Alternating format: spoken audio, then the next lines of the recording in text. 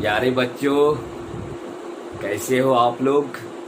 Good morning to all of you. सबसे पहले आप सभी छात्रों को हमारे YouTube channel chemistry teaching point में आपका स्वागत है। Welcome to my YouTube channel chemistry teaching point. ठीक है, आज जो मैं वीडियो आपके बीच ला रहा हूँ वह स्पेशली जो है फॉर क्लास 11th के छात्रों के लिए। वैसे छात्र जिसका क्लास आपका छूट गया है, वैसे छात्रों के लिए मैं कंप्लीट वीडियो लेके आया हूँ। पहला चैप्टर का some basic concept of chemistry, रसायन विज्ञान की कुछ मौलिक अवधारणा, जो आपका 11th का पहला चैप्टर है, वह चैप्टर लेके आपके बीच पेश हो रहा हूँ। ठीक है, और जिन छात्रों का या जिन बच्चों का क्लास छूट गया हो या वो शुरू से क्लास नहीं कर पाए हों, वो हमारा ये वीडियो आप देख लीजिएगा, आपका कंप्लीट मेकअप हो जाएगा। सही है। अब रही बात, पिछले प्रीवियस वीडियो में मैंने आपको 2 वीडियो सेंड किया हूँ मैं।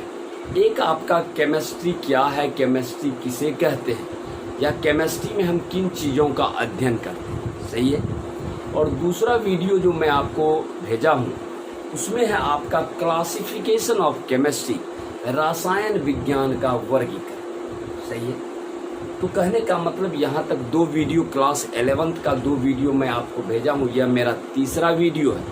तो जो भी छात्र का क्लास छूट गया हो वो कृपया मेरा ये वीडियो को कंप्लीट आप शुरू से लास्ट देखिएगा, आपको टोटल कॉन्सेप्ट आपका क्लियर हो जाएगा। सही है।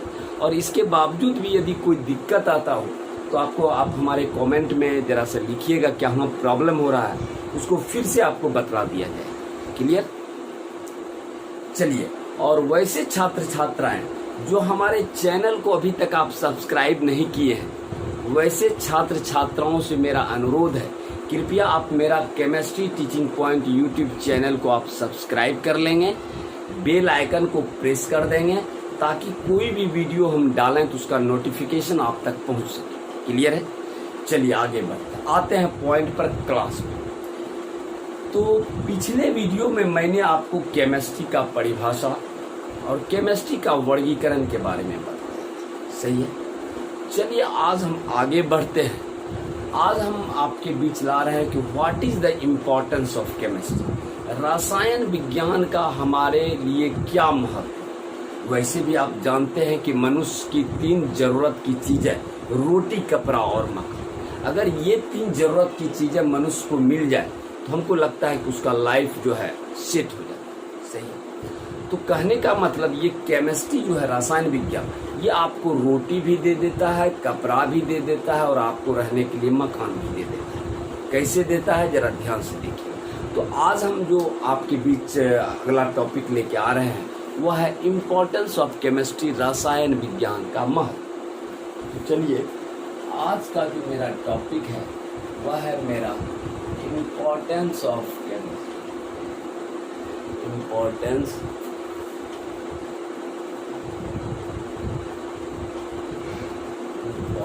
Of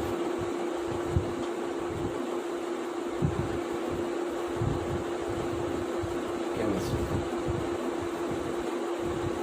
importance of chemistry means रसायन विज्ञान का महत्व। सही है।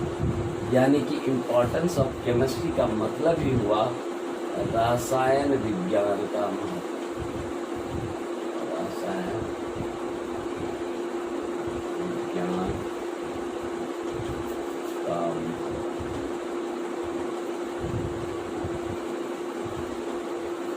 अब जरा सा ध्यान दीजिए, हमारा देश जो है वो कृषि प्रधान देश है।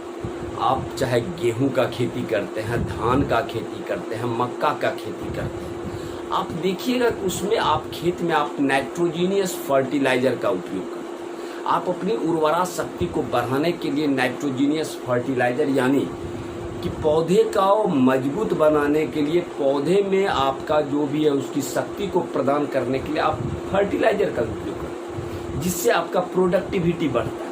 क्लियर है। तो इसका मतलब हुआ कि सबसे पहला जो आपका महत्व है हमारा, रोटी आपको मिल जाता है रसायन विज्ञान से।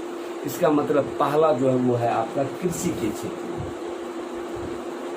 पहला जो है वो आपका है कृषि क्षेत्र।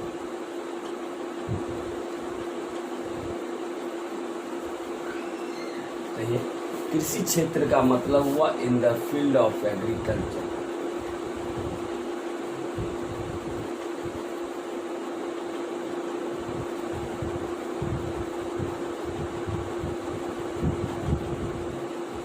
सही है।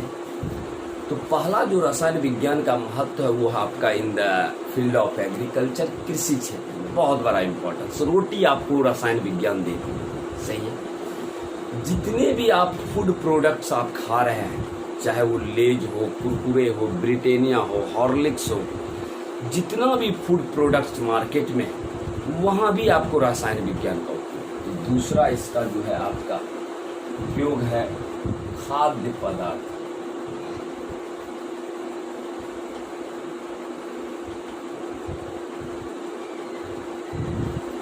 यानी इन food product.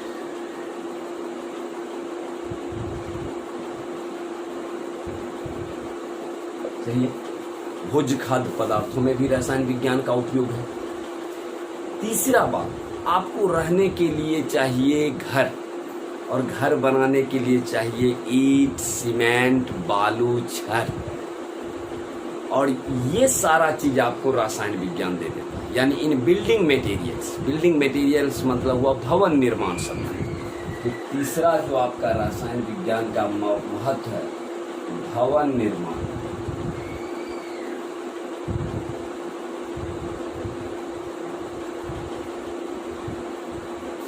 In building material.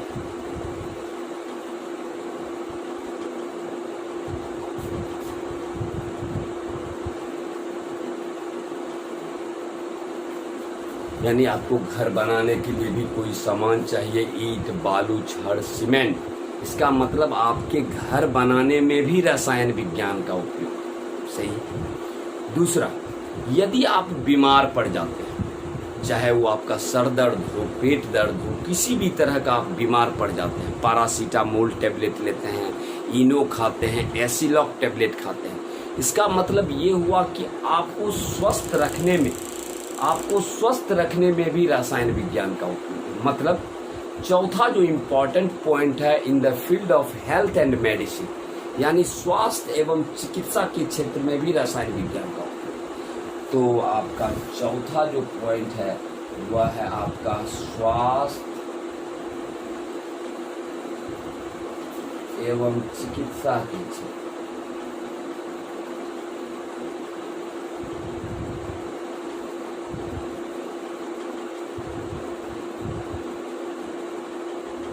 Means in the field of health and medicine.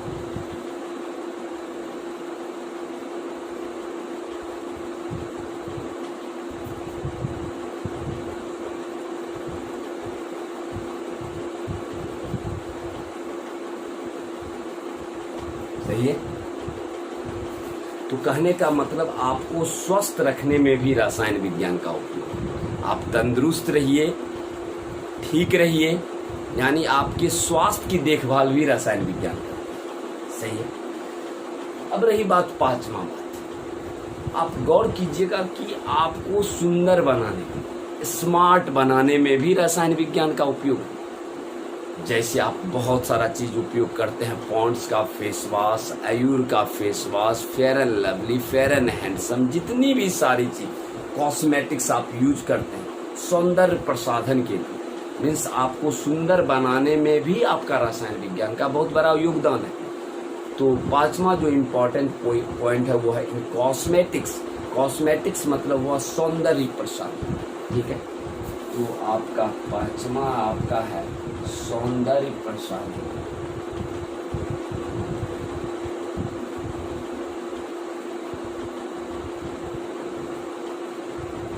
Means cosmetics. अब रही बात, ये आपको 5 पॉइंट मैंने आपको बतलाया। कृषि क्षेत्र में पहला रसायन विज्ञान का मेजर यूज कृषि क्षेत्र में in the field of agriculture. Second one is खाद्य पदार्थों में इन food product. Third one is the भवन निर्माण संबंधी, भवन निर्माण में इन बिल्डिंग मटेरियल। चौथा लिखे हैं स्वास्थ्य एवं चिकित्सा के क्षेत्र में, in the field of health and medicine. और पांचवा लिखे हैं सौंदर्य प्रसाधन में, यानी इन कॉस्मेटिक्स में। क्लियर है? और भी इसके अलावा बहुत सारा आपका है, जरा ध्यान दीजिएगा। इसके अलावा भी आपका बहुत सारा इम्पोर्टेंस है। अब रही बात कि आपको पहनने के लिए कपड़ा चाहिए, आप 100% कॉटन पहनते हैं, तो कपड़ा उद्योग मीन्स टेक्सटाइल उद्योग इंडस्ट्री में भी आपका रसायन विज्ञान का उपयोग है। तो कहने का मतलब छठा है आपका इन टेक्सटाइल मीन्स कपड़ा उद्योग।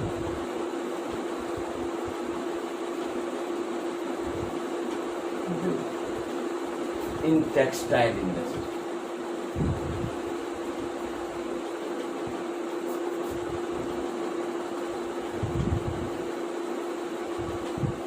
सही है।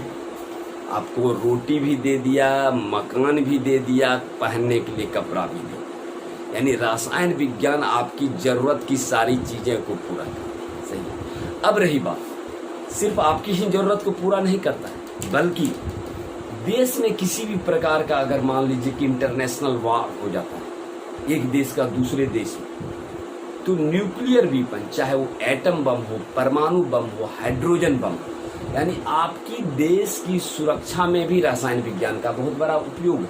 मीन्स इन न्यूक्लियर वीपन्स, नाभिकीय संयंत्र, यानी सातवां जो है आपका, यानी नाभिकीय संयंत्र, नाभिकीय संयंत्र इन न्यूक्लियर वीपन्स।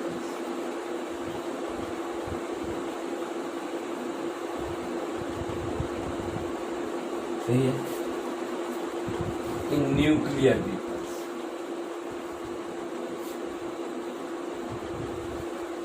इसके अलावा जो आप दैनिक जीवन में जितनी भी सारी चीजें यूज कर रहे हैं, चाहे वो मेटल हो, नन मेटल हो, मेटलॉयड हो, रबर हो, प्लास्टिक हो, ग्लास हो, जितना भी डे टू डे लाइफ में हम यूज करते हैं, सभी केमिस्ट्री का देन।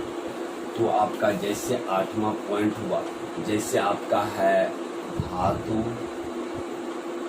इसको आप कहते हैं मेटल, अधातु, जिसको आप कहते हैं none metal, उपधातु,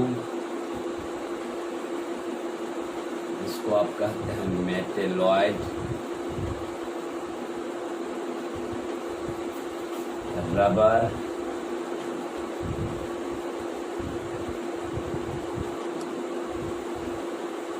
plastics, glass. Okay, तो आपने भी देखा कि रसायन विज्ञान का उपयोग हमारे दैनिक जीवन में कितना ज़्यादा है, कि रसायन विज्ञान के बिना हमारा जीवन संभव नहीं है। तो यहाँ जो मैंने आपको अभी बतलाया इम्पोर्टेंस ऑफ केमिस्ट्री, यानी रसायन विज्ञान का हमारे दैनिक जीवन में बहुत सारा उपयोग। सही है। और आपको एक एक करके पॉइंट वाइज करके मैंने टोटल पॉइंट्स को जिक्र किया, तो मैं विश्वास करता हूँ कि सबों का कॉन्सेप्ट क्लियर हो गया होगा। और यदि आपसे कोई पूछे कि बतलाइए भाई रसायन विज्ञान का कहाँ कहाँ उपयोग है, किन किन क्षेत्रों में उपयोग किया जाता है, तो इतने सारे पॉइंट का आप जिक्र कर सकते। सही है। चलिए अब हम बढ़ते हैं अगले टॉपिक। सही है, अगले टॉपिक की तरफ।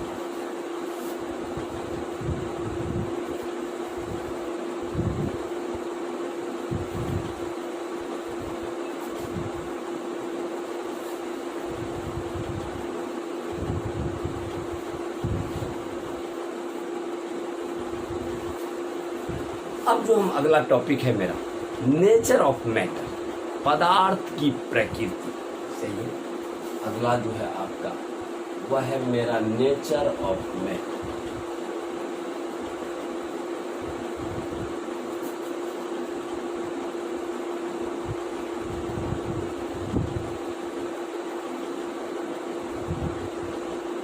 मीन्स पदार्थ की प्रकृति।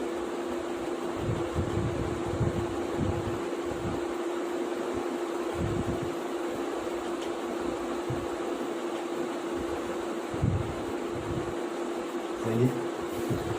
अब जो मेरा अगला टॉपिक हम आ रहे हैं, नेचर ऑफ मैटर, पदार्थ की प्रकृति। और हमको लगता है कि दुनिया की जितनी भी सारी चीज़ें वो सभी पदार्थ कहलाते हैं, क्योंकि पदार्थ का परिभाषा ही होता है कि anything which having mass and occupy space is known as matter.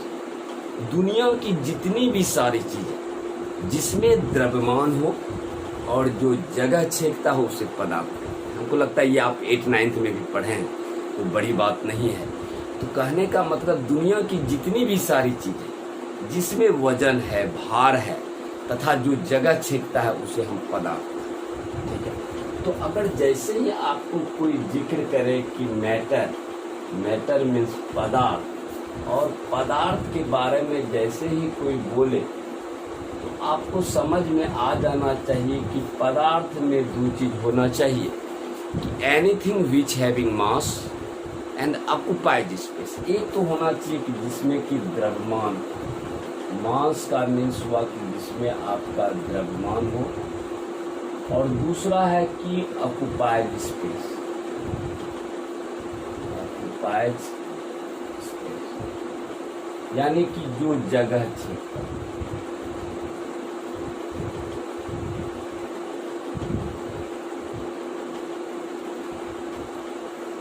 तो कहने का मतलब हुआ कि दुनिया की जितनी भी सारी चीज़ें हैं जिसमें भी द्रव्यमान है, जिसमें भी भार है, और विच ऑक्यूपाई द स्पेस, जो जगह छेकता हो उसे हम पदार्थ। ठीक है। ये आप 9-10 में भी पढ़े हुए हैं, कहीं कोई बड़ी बात नहीं। और ये भी आप पढ़े होंगे कि there are 3 states of matter. पदार्थ की मुख्यतः 3 अवस्था, अभी भी आपकी किताब में पदार्थ की 3 ही अवस्था के बारे में जिक्र किया है। That one is the solid, liquid, gas, यानी कि there are 3 state of matter.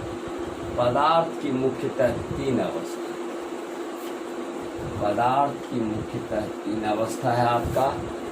दूसरा है आपका पहला अवस्था है आपका सॉलिड, जिसको आप कहते हैं ठोस। दूसरा अवस्था है लिक्विड, जिसको आप कहते हैं द्रव। तीसरा अवस्था है गैस, जिसको आप कहते हैं। यानी देयर आर 3 स्टेट्स ऑफ पदार्थ की मुख्यतः 3 अवस्था। सही है। वो आपने कहा कि पहला है आपका सॉलिड, दूसरा है आपका लिक्विड, तीसरा है आपका गैस। सही है। ये चीज़ आप पहले से जान रहे हैं। और अगर कोई पूछ दे कि सॉलिड, लिक्विड, गैस में क्या अंतर है, तो ये चीज़ आप जान रहे हैं। हमको लगता है 9-10 में भी आप पढ़े हैं कि ठोस, the substance which having definite volume and definite से, मीन्स वैसा पदार्थ जिसमें आयतन, जिसका आयतन तथा आकार दोनों निश्चित हो, वैसे पदार्थ को हम ठोस कहते हैं। चाहे वो स्टोन हो, डायमंड हो, आयरन हो, सरत। और ठोस में क्या है कि एटम, आयंस, मॉलिक्यूल्स काफी क्लोजली पैक्ड हो। क्लोजली पैक्ड का मतलब हुआ काफी सटा सटा हो, यानी कि अणुओं के बीच लगने वाला आकर्षण बल सबसे ज्यादा होगा ठोस में, और अणुओं के बीच जो दूरी है वो बहुत कम। तो कहने का मतलब ये जो हमारा ठोस है, इस ठोस का एक ही परिभाषा है कि इसका आपका डिफिनिट वॉल्यूम होगा, डिफिनिट वॉल्यूम, और डिफिनिट से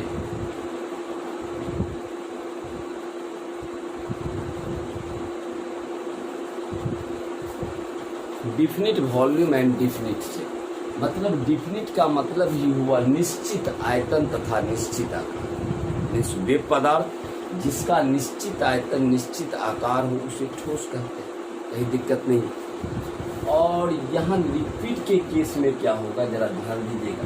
ये लिक्विड के केस में क्या होगा कि आपका वॉल्यूम आपका डिफिनिट होगा, डिफिनिट वॉल्यूम होगा, लेकिन आपको इसको जिस आकार में, जिस बर्तन में डालिएगा उसी का आकार ले लेगा। तो कहने का मतलब इसका शेप जो है वो इनडिफिनिट शेप, सही है। और गैस के केस में क्या है कि कुछ भी आपका डिफिनिट नहीं है, मीन्स इनडिफिनिट वॉल्यूम,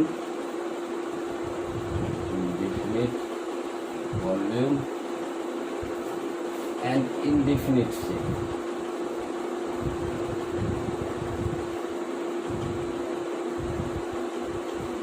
कुछ भी निश्चित नहीं। डिफिनिट मतलब हुआ निश्चित और इनडिफिनिट मतलब अनिश्चित। सही है। तो कहने का मतलब हुआ कि ये सारा चीज जो भी है आपका। अब रही बात कि यहाँ आपको कोई पूछ देगा, आपको मान लीजिए ये तो हमने पदार्थ की जो भी है अवस्था के बारे में बतलाया। अब मान लीजिए कि आप अगर गौर कीजिएगा तो इसका जो ठोस का एग्जाम्पल है, जरा ध्यान दीजिएगा।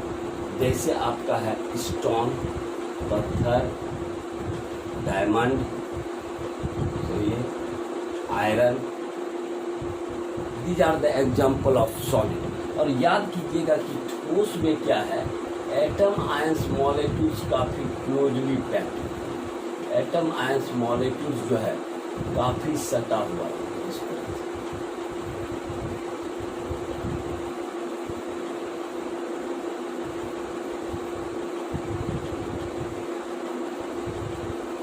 यानी कि एटम मॉलिक्यूल्स काफी एकदम डेंस टाइप का रहता है, क्लोजली पैक्ड, जिसके कारण इसमें अणुओं के बीच लगने वाला आकर्षण बल का मान ज्यादा होता है। लेकिन लिक्विड के केस में क्या होता है, लिक्विड के केस में एटम थोड़ा दूर दूर,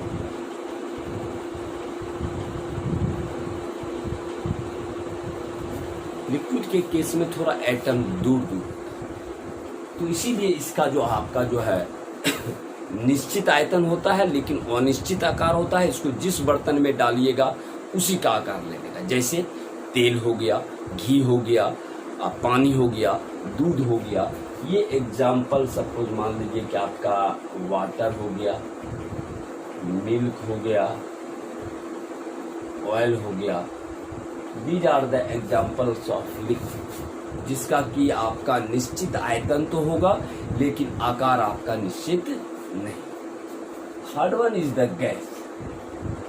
गैस में क्या होता है कि एटम्स इतना दूर दूर होता है कि इसका कुछ भी निश्चित नहीं। गैस के केस में ना तो आयतन निश्चित होता है ना तो आकार निश्चित होता है, जिसका एग्जाम कोई भी गैस हो, चाहे हाइड्रोजन गैस है, नाइट्रोजन गैस है, ऑक्सीजन गैस है। तो कहने का मतलब ये था आपका पदार्थ की तीन अवस्था। There are 3 states of matter, solid, liquid and gas. Clear है? यहाँ तक मेरा हमको लगता है कि आप सबों का क्लियर हो गया होगा, क्योंकि ये चीज़ तो ऑलरेडी आप पढ़े हुए हैं पहले से, तो कोई बड़ी बात नहीं। सही है। अब चलिए हम थोड़ा सा कंपैरिजन करते हैं किसके किसके बीच, सॉलिड, लिक्विड और गैस के बीच थोड़ा सा हम कंपैरिजन करते हैं। सही है, आगे बढ़ते हैं।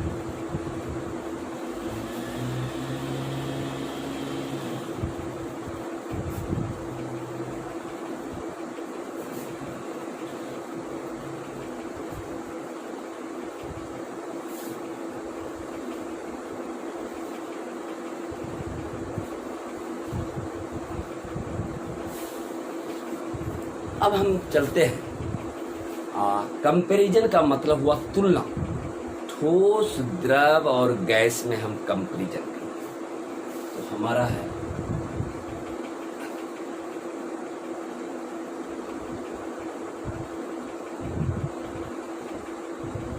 कंपैरिजन बिटवीन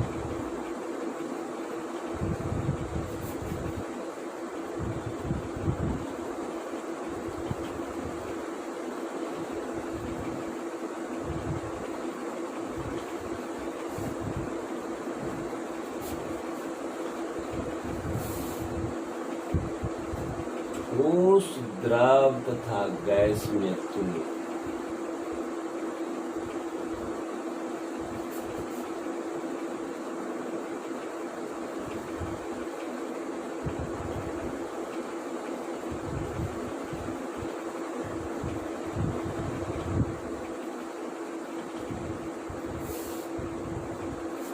अब हम आपको अगला जो टॉपिक है मेरा, कंपैरिजन करना है। यानी सॉलिड, लिक्विड एंड गैस में तुलना कर। अब देखिएगा कैसे है आपका तुलना। ये आपका इधर हम लिए गैस, यहाँ लिए हम लिक्विड, यहाँ लिए हम सॉलिड, और इधर है मेरा प्रॉपर्टीज।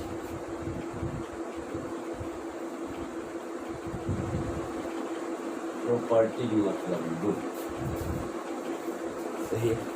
प्रॉपर्टीज का मतलब हुआ गुण, सही है। अब जैसे पहला प्रॉपर्टीज है आपका वॉल्यूम।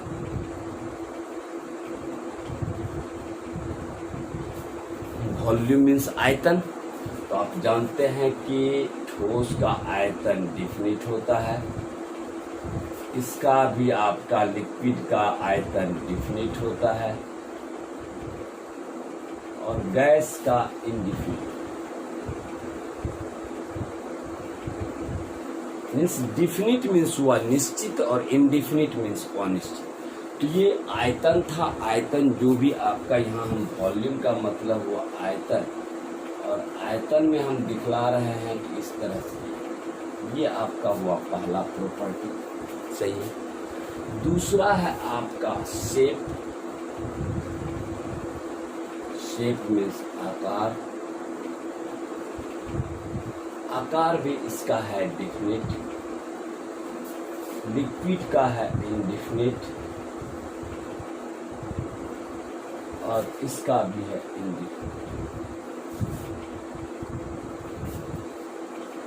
सही है। दूसरा प्रॉपर्टी, पहला प्रॉपर्टी मैंने आपको बतलाया वॉल्यूम, दूसरा प्रॉपर्टी बतलाया शेप, तीसरा है इंटरमॉलिक्यूलर फोर्स ऑफ एट्रैक्शन, यानी अंतर आणविक आकर्षण। तो तीसरा है आपका force of attraction means intermolecular force of attraction.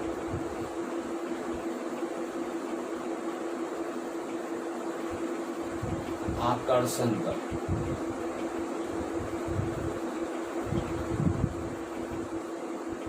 तो बतलाइए ठोस में क्या होगा कि एटम काफी क्लोजली पैक्ड है, तो उसमें आकर्षण बल अधिक होगा, यानी भेरी है। इसमें आपका जो आकर्षण बल होगा वो होगा भेरी है, सबसे अधिक होगा। इसमें लेस देन सॉलिड होगा, ठोस से कम होगा। इसमें आपका वेरी लेस है, वेरी लेस मतलब सबसे कम है, सही है। चौथा जो है आपका वो है आपका इंटरमॉलिक्यूलर स्पेस, अंतर आणविक दूरी। तो ठोस में सबसे कम होगा, क्योंकि ठोस में तो एटम काफी सटा हुआ है, तो उसमें अंतर आणविक दूरी सबसे कम होगा। तो आपका जो चौथा है वह है इंटरमॉलिक्यूलर स्पेस, इंटरमॉलिक्यूलर स्पेस, अंतर आणविक दूरी।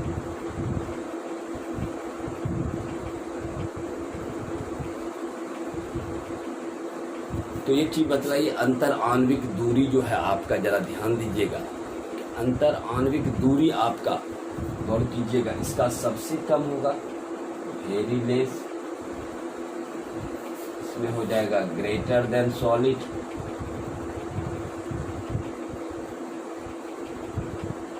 और इसमें हो जाएगा वेरी है,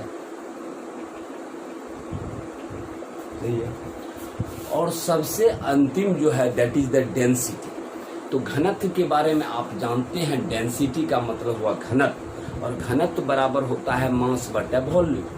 तो मास बटा वॉल्यूम का मतलब जिसका द्रव्यमान ज्यादा होगा उसका घनत्व ज्यादा होगा। इसका मतलब ठोस का घनत्व जो है वो सबसे अधिक होगा। तो सबसे पांचवा पॉइंट जो है आपका वह है आपका क्या, घनत्व के बारे में। ये आपका पांचवा point that is the density. Density means घनत्व, और ठोस का घनत्व होगा वेरी हाई, सबसे अधिक।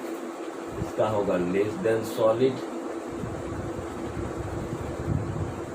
और इसका होगा वेरी लेस। तो ये था आपका ठोस द्रव गैस में जो भी कंपैरिजन था, वो चीज़ मैंने आपको बताई। ठीक है, स्टेट्स ऑफ मैटर में जो भी आपने पढ़ा, there are 3 states of matter, solid, liquid and gas, उसी के बारे में एक तरह से समरी चार्ट आपको मैंने दिया कंपैरिजन का, कि ठोस द्रव और गैस का प्रॉपर्टीज में किस प्रकार से कंपैरिजन है सॉलिड, लिक्विड, गैस। क्लियर है? तो 2 मिनट के बाद मैं थोड़ा, जिसको लिखना हो आप लिख सकते हैं, इसके बाद मैं अगला टॉपिक की तरफ बढ़ूँ।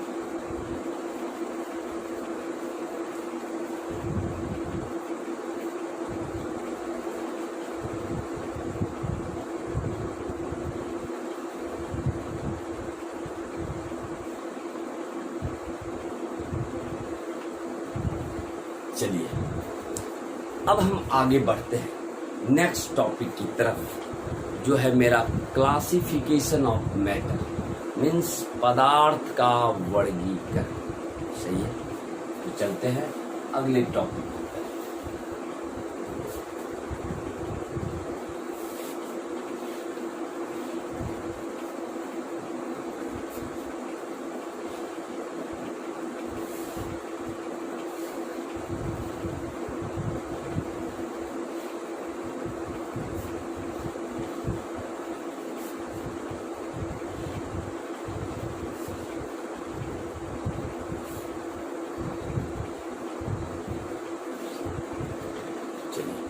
अगला टॉपिक है मेरा क्लासिफिकेशन ऑफ मैटर।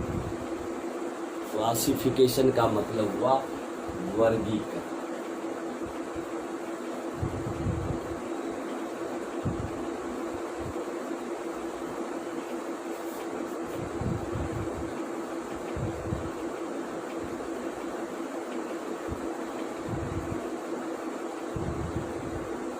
पदार्थ का वर्गीकरण।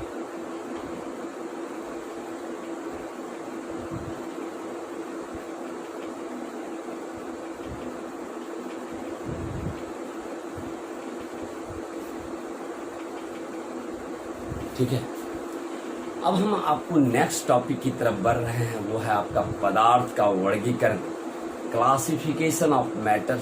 पदार्थ का किस किस तरह से वर्गीकृत किया गया। तो सबसे पहला बात है कि पदार्थ के बारे में अभी आपने ऑलरेडी आपने पढ़ा, ये आपका पदार्थ है, और आपने पदार्थ के बारे में ये चीज अभी आपने पढ़ा कि दुनिया की जितनी भी सारी चीजें हैं सभी पदार्थ कहलाती है, जिसमें आपका द्रव्यमान है और जो जगह छेकता है उसे हम पदार्थ। क्लियर है?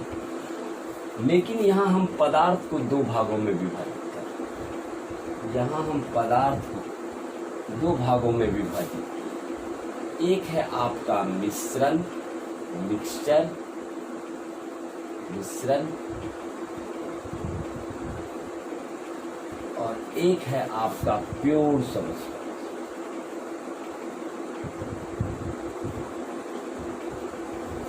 इसको आप कहते हैं शुद्ध,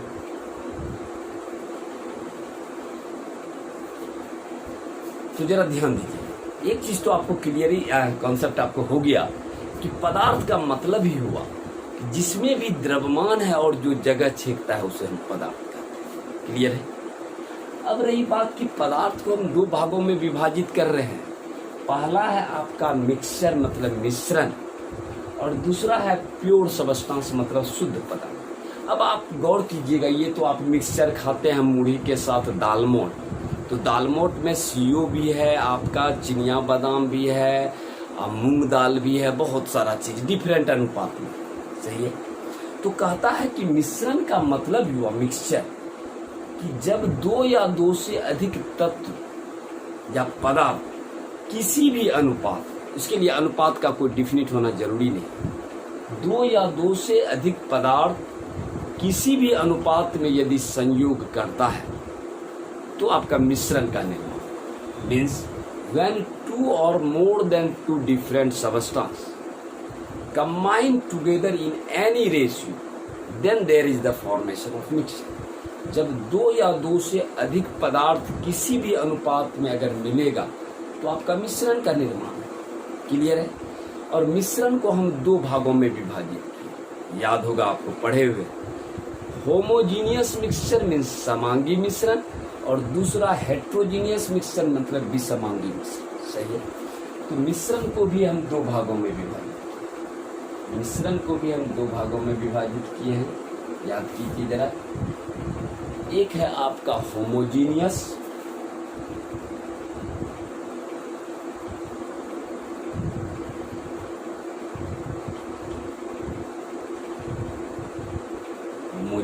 मिक्सचर,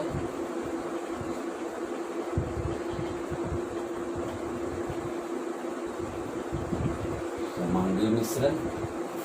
दूसरा है आपका हेट्रोजीनियस मिक्सचर, जिसको हम कहते हैं विसमांगी मिश्रण।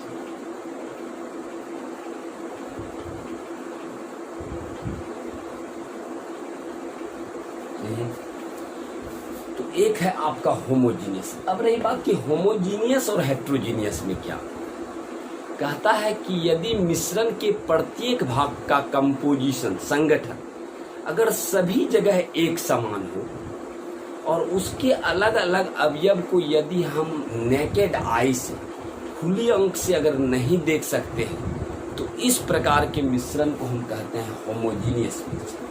अब रही बात कि पानी में आपने नमक को डिसॉल्व किया, तो पानी में जब आप नमक को डिसॉल्व कीजिएगा, नमक या चीनी को, तो चीनी या नमक पानी में इस तरह से यूनिफॉर्मली डिस्ट्रीब्यूटेड हो जाएगा कि चीनी के पार्टिकल्स को आप आंख से नहीं देख सकते। एक समांगी मिश्रण मीन्स होमोजीनियस मिक्सचर प्राप्त हो। वहीं पर अगर आप मान लीजिए हेट्रोजीनियस की बात करें, अगर मान लीजिए वहीं हम पानी में हम बालू मिला दें, तो थोड़ा देर के बाद देखिएगा कि बालू नीचे बैठ जाएगा और पानी ऊपर, कभी एक साथ नहीं मिलेगा, समान रूप से वितरित नहीं हो पाएगा। तो इस प्रकार के मिश्रण को हम हेट्रोजीनियस मिक्सचर कहते हैं। तो मिश्रण मेरा दो प्रकार का, एक आपका होमोजीनियस, दूसरा आपका हेट्रो।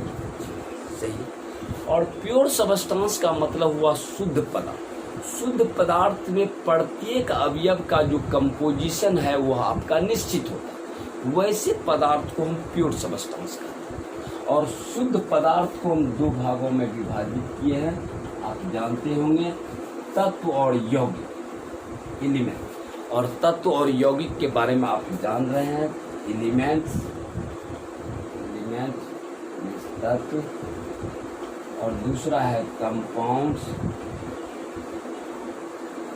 जिसको आप कहते हैं यौगिक। और तत्व के बारे में ऑलरेडी आप जान रहे हैं कि जो एक ही परमाणुओं से मिलकर बना, मतलब वैसा पदार्थ, the substance which are made up of only one type of atom, that is known as the element। यानी जो एक ही प्रकार के परमाणुओं से मिलकर बना होता है उसे हम तत्व कहते हैं। क्लियर है। और यौगिक हुआ कि जब दो तत्व एक निश्चित अनुपात में संयोग करता है तो आपका किसका निर्माण हो जाता है? यौगिक का निर्माण। तो ये था मेरा क्लासिफिकेशन ऑफ मैटर, मीन्स पदार्थ का वर्गीकरण, कि पदार्थ को सबसे पहले हम दो भागों में विभाजित किए, मिश्रण और प्योर सबस्टेंस, मिक्सचर और शुद्ध पदार्थ। फिर मिश्रण को हम दो भागों में बांटे, एक होमोजीनियस और हेट्रोजीनियस, समांगी और विसमांगी मिश्रण। और शुद्ध पदार्थ को हम दो भागों में विभाजित किए, तत्व और यौगिक। क्लियर है?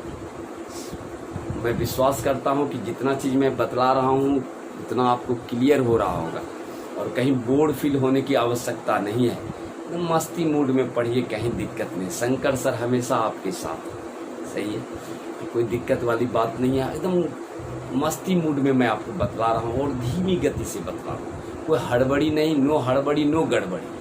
क्लियर है? तो चलिए, तो ये था आपका क्लासिफिकेशन ऑफ मैटर, पदार्थ का वर्गीकरण, जिसमें कि हम पदार्थ को दो भागों में बांटे, मिश्रण तथा शुद्ध पदार्थ। और मिश्रण को दो भागों में विभाजित किए, होमोजीनियस और हेट्रोजीनियस। और उसी प्रकार से हम शुद्ध पदार्थ को दो भागों में विभाजित किए, तत्व और यौगिक। क्लियर है? चलिए 2 मिनट थोड़ा आप लिखना चाहें लिख लें, फिर हम आगे बढ़ें।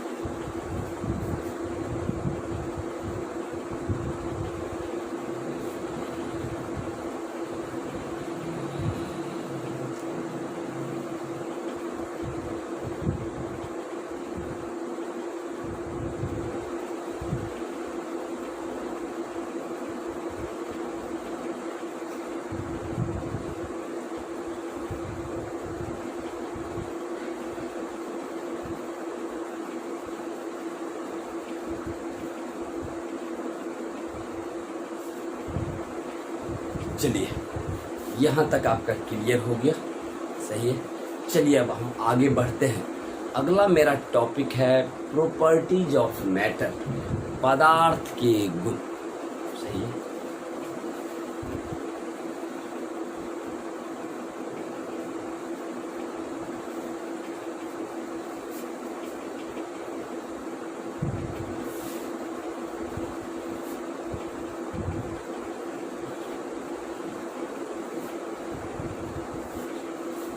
चलिए अगला टॉपिक की तरफ बढ़ते हैं। अगला टॉपिक है मेरा प्रॉपर्टीज पदार्थ के कौन कौन से, ठीक है। तो अगला टॉपिक की तरफ बढ़ते हैं जो है मेरा प्रॉपर्टीज ऑफ मैटर।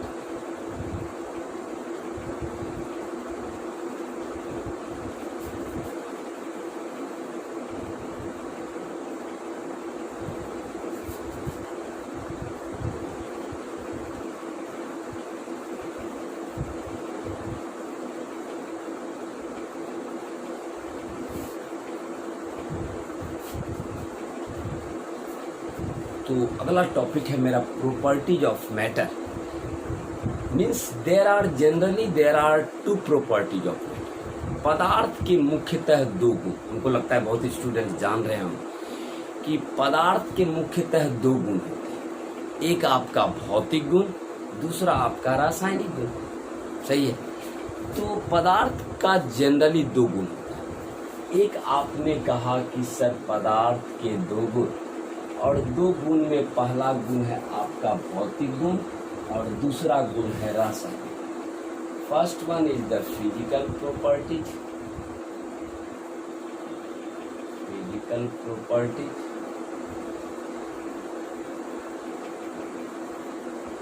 जिसको आप कहते हैं भौतिक गुण,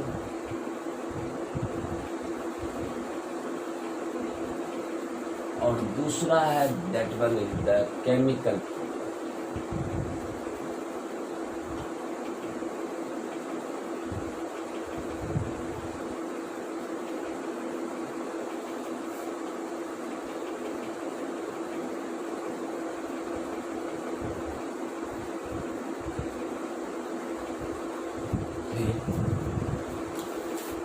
तो ये है आपका प्रॉपर्टीज ऑफ मैटर का मतलब हुआ कि पदार्थ के मुख्यतः दो गुण, एक आपका भौतिक गुण है, दूसरा आपका रासायनिक गुण है, सही है। अब रही बात कि भौतिक और रासायनिक गुण में अंतर क्या, याद कीजिएगा आप, कोई भी पदार्थ का वह गुण, यदि हम पदार्थ का गुण बिना रासायनिक अभिक्रिया के अगर हम ज्ञात कर सकते हैं तो पदार्थ के इस गुण को हम भौतिक गुण कहते हैं। यानी इसके लिए भौतिक गुण की गणना के लिए आपको रासायनिक अभिक्रिया का होना जरूरी नहीं है। यानी कि physical properties means the properties of the matter which can be determined without chemical reaction, means जिसकी गणना हम बिना केमिकल रिएक्शन के कर सकते हैं, बिना रासायनिक अभिक्रिया के अगर हम उसको माप या देख सकते हैं, तो पदार्थ के इस गुण को हम भौतिक गुण कहते हैं। तो कहने का मतलब हुआ physical properties means the properties of matter which can be determined, which can be measured without the chemical reaction is known as the physical property. यानी जिसकी गणना, जिसका मापन बिना यदि हम रासायनिक अभिक्रिया के देख सकते हैं, कर सकते हैं, पदार्थ के इस गुण को भौतिक गुण कहते हैं। आप कहिएगा वो कौन कौन सा गुण है, जैसे कलर, रंग, जैसे आपका जैसे फिजिकल प्रॉपर्टी में आप देखिए, जैसे कलर, रंग, दूसरा ऑर्डर, गंध, तीसरा मास, द्रव्यमान, डेंसिटी, घनत्व,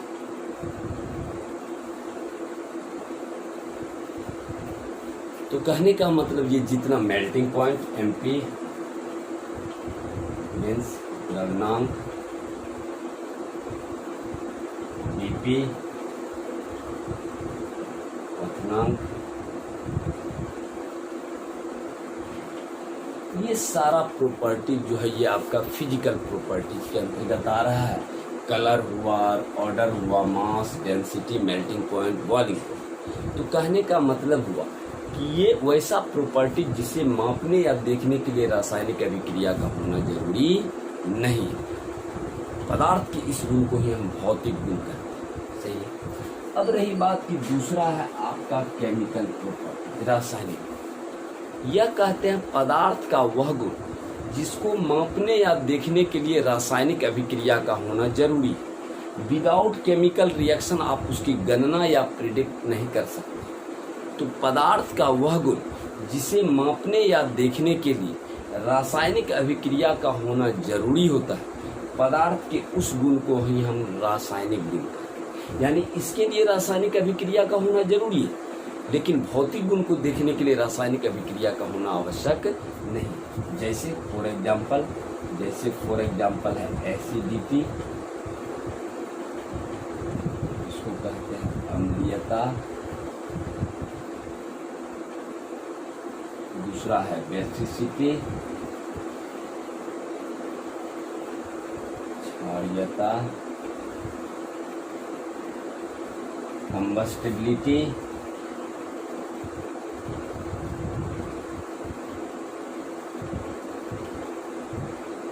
दहनशीलता। ये सारा जो आपका प्रॉपर्टीज है ये आपका केमिकल प्रॉपर्टीज के अंतर्गत आता है। तो ये था आपका फिजिकल ये प्रॉपर्टीज ऑफ मैटर, पदार्थ के गुण। सही है। 2 मिनट आप लिख रहे हैं इसको।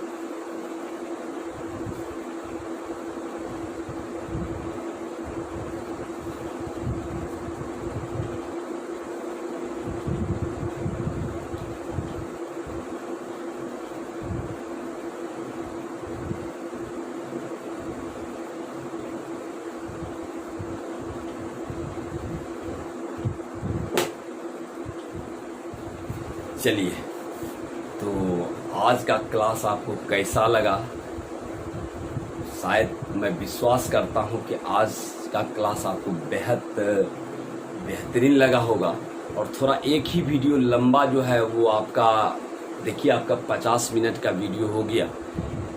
ज़्यादा लंबा देर का तो हो नहीं सकता, क्योंकि इसको लोड करने में भी आपको ज़्यादा जीबी का आवश्यकता होगा। तो इसके आगे का जो टॉपिक है वो हम आपको नेक्स्ट वीडियो में अपलोड कर देंगे, कहीं कोई दिक्कत नहीं है। और आपके ग्रुप का जो भी बच्चे हमारे ये वीडियो को देख रहे हैं वो कृपया हमारे channel, YouTube channel chemistry teaching point को आप सब्सक्राइब करना ना भूलें, बेल आइकन को दबा दें, लाइक कर दें और अपने दोस्तों के बीच में वीडियो को ज़्यादा से ज़्यादा शेयर करें। ठीक है।